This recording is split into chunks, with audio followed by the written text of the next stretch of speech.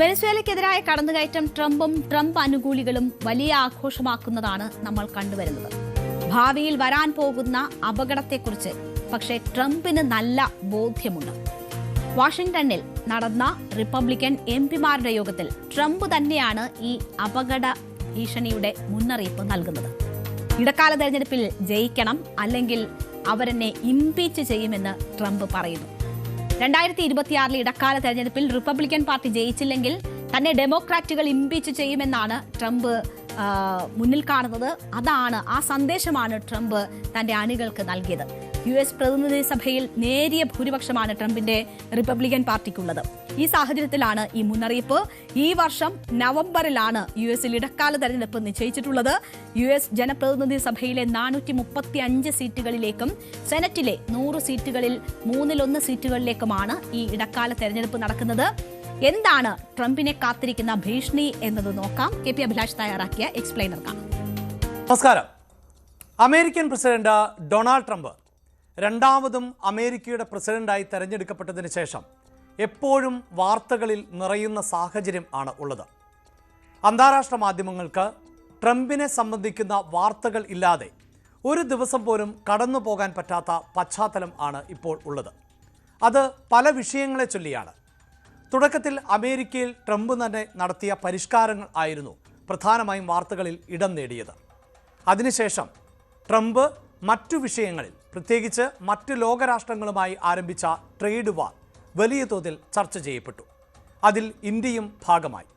നിലവിൽ ഇന്ത്യക്കുമേൽ വലിയ നികുതിയാണ് America ചുമത്തിയിട്ടുള്ളത്. America മറ്റ് ലോകരാഷ്ട്രങ്ങൾക്ക് ചുമത്തിയിട്ടുള്ള നികുതി പരിശോധിച്ചാൽ അതിലേറ്റവും കൂടുതൽ നികുതി ചുമത്തിയിട്ടുള്ളത് ഇന്ത്യയിൽ ആണ് എന്ന് മനസ്സിലാക്കാൻ സാധിക്കും.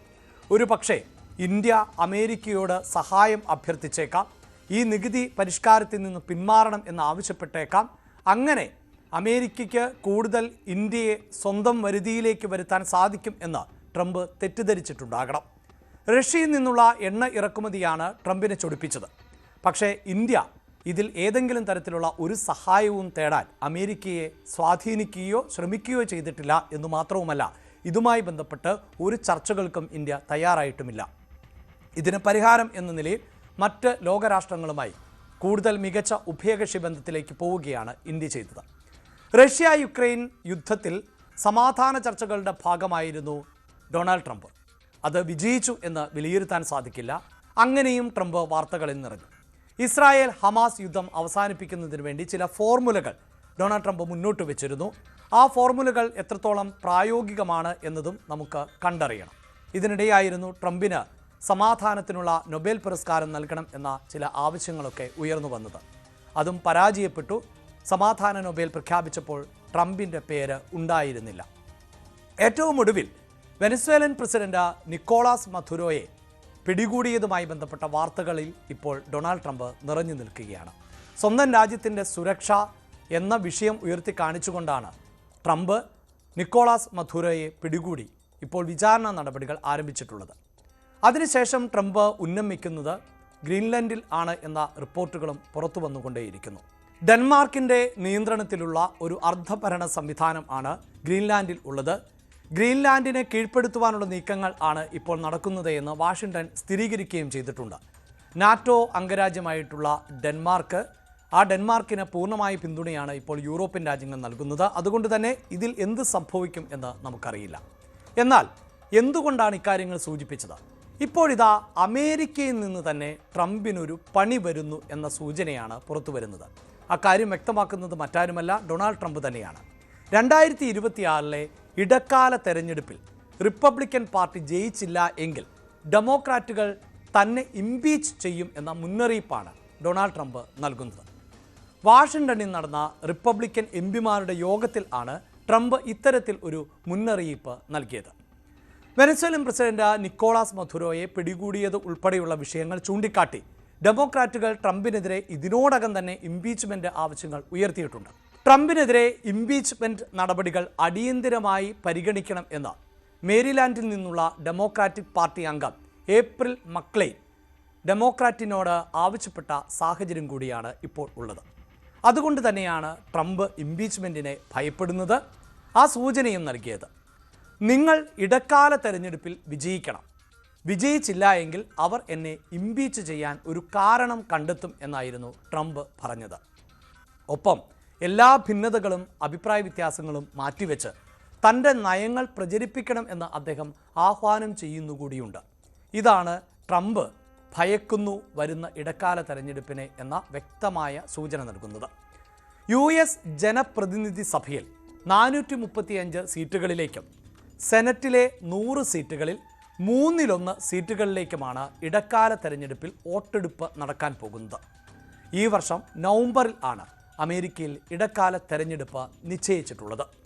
ഈ തെരഞ്ഞെടുപ്പിൻ്റെ ഫലം എന്തുതന്നെയാണ് എങ്കിലും പ്രസിഡന്റ് സ്ഥാനം നഷ്ടപ്പെടാൻ പോകുന്നില്ല. എന്നാൽ ട്രംപിന് തൻ്റെ പരിഷ്കാരങ്ങൾ നടപ്പിലാക്കുന്നതിൽ വലിയ തിരിച്ചടികൾ ഇനി ഉണ്ടായേക്കാം. നിയമനിർമ്മാണങ്ങൾക്ക് നിർണായകമായിട്ടുള്ള US കോൺഗ്രസിൽ ഡെമോക്രാറ്റുകൾ മേൽക്കൈ നേടിയാൽ ട്രംപിൻ്റെ നീക്കങ്ങൾ പരാജയപ്പെടും.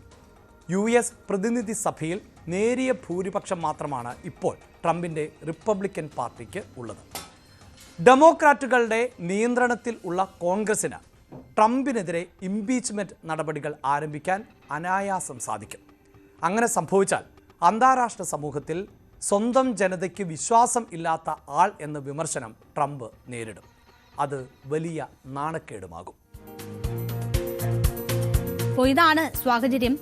വെനസ്വേലൻ പ്രസിഡന്റ് നിക്കോളാസ് മദുറോയെ പിടികൂടിയതടക്കമുള്ള വിഷയങ്ങൾ ചൂണ്ടിക്കാട്ടി ഡെമോക്രാറ്റുകൾ ട്രംപിനെതിരെ ഇതിനോടകം തന്നെ ഇംപീച്ച്മെന്റ് ആവശ്യങ്ങൾ ഉയർത്തിയിട്ടുണ്ട്. ട്രംപിനെതിരെ ഇംപീച്ച്മെന്റ് നടപടികൾ അടിയന്തരമായി പരിഗണിക്കണമെന്ന് തിങ്കളാഴ്ച മെറിലാൻഡിൽ നിന്നുള്ള ഡെമോക്രാറ്റിക് പാർട്ടി അംഗം ആവശ്യപ്പെട്ടിരുന്നു. ഈ ആവശ്യങ്ങൾ പല കോണിൽ നിന്ന് ഉയർന്നു വരികയാണ്. ഈ സാഹചര്യത്തിലാണ് ട്രംപ് ഇങ്ങനെ ഒരു മുന്നറിയിപ്പ് തന്റെ അണികൾക്ക് നൽകുന്നത്.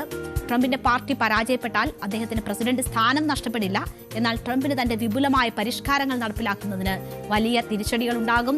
ഇതുപോലെ എടുത്തുചാടിയുള്ള നടപടികൾ എടുക്കുന്നതിൽ വലിയ പരിമിതികളുണ്ടാകും. നിയമനിർമ്മാണങ്ങൾക്ക് നിർണായകമായ US കോൺഗ്രസിൽ ഡെമോക്രാറ്റുകൾ മേൽക്കൈ നേടുന്ന ഒരു സാഹചര്യം ഉണ്ടാകും. എന്തായാലും ഡെമോക്രാറ്റുകളുടെ നിയന്ത്രണത്തിലുള്ള ഒരു കോൺഗ്രസിന് ട്രംപിനെ ഇംപീച്ച്മെന്റ് നടപടികൾ ആരംഭിക്കാൻ കഴിയുന്ന ഒരു സാഹചര്യം കൂടി അത് സൃഷ്ടിക്കും. എന്തായാലും ഒരു പരമാധികാര രാഷ്ട്രത്തിലേക്ക് കടന്നു കയറി അവിടുത്തെ ഭരണാധികാരിയെ പലവിധ കുറ്റങ്ങൾ ആരോപിച്ച് അമേരിക്കയിലേക്ക് കൊണ്ടുവന്ന് വിചാരണ നടത്തുകയാണ് ട്രംപ്.